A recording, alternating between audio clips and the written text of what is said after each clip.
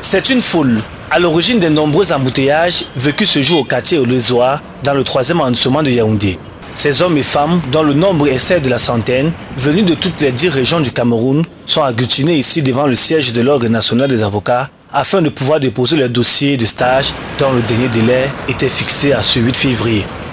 Nous n'avons pas, nous candidats, de difficultés à cette instance-ci parce que nous avons presque achevé la construction des dossiers. Maintenant, pour le dépôt, nous sommes là, nous attendons nous avons confectionné des listes et nous attendons juste qu'on nous appelle. Dans ce regroupement d'aspirants avocats qui peinent à s'exprimer devant caméra, ce ne sont pas les souffrances pour arriver à cette étape qui ont manqué. Avant de ça, il y a au niveau de la Constitution, il y a des problèmes. Moi, c'est vraiment tellement incompréhensible que monsieur le bâtonnier qui est ça, monsieur Maître Elimba, a des représentants dans chaque région de ce pays. Ils sont des représentants du bâtonnier. On appelle les délégués. Oui. Comment se fait-il que dans si on essaie de mettre dans un élan de décentralisation, comment se fait-il encore qu'on puisse quitter? Je prends le cas de Sèvres, je prends le cas de façon qui est là, c'est pas trop compliqué. Moi je pense que c'est l'extrême nord là-bas, la frontière de Péry. Vous venez ici. C'est incompréhensible. Alors qu'en principe, il y a un représentant de l'ordre pour les régions du nord. Que ce soit le nord ou le Adamawa, il y a un représentant. Moi, c'est ce qu'on dit sur le PMK, la suggestion était pourquoi que chacun de ces personnes qui ressortent de ces régions-là peut déployer sur le représentant.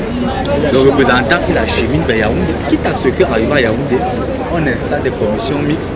Hormis cette traitation pas toujours claire, il y a que les problèmes liés à l'argent se sont multipliés au cours du périple. Déjà que la gestion des 50 000 francs CFA, des frais a été questionnée dès le départ, il y a que certains aspirants avouent avoir été abusés, à la limite escroqués pour obtenir la lettre de parrainage.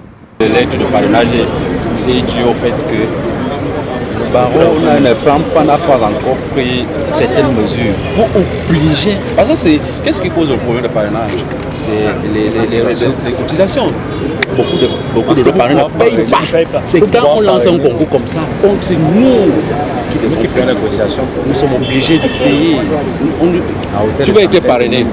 Ton parrain te dit que non, moi je dois 300 000. Donne-moi 300 000. Après la date fatidique de ce 8 février, ils sont environ 3000 qui devraient concourir pour l'entrée au barreau en mars prochain. Un examen qui permettra d'avoir de nombreux avocats, évitant les exodes massifs comme l'épisode de 400 étudiants camerounais récemment coincés au Rwanda par manque d'examen au Cameroun.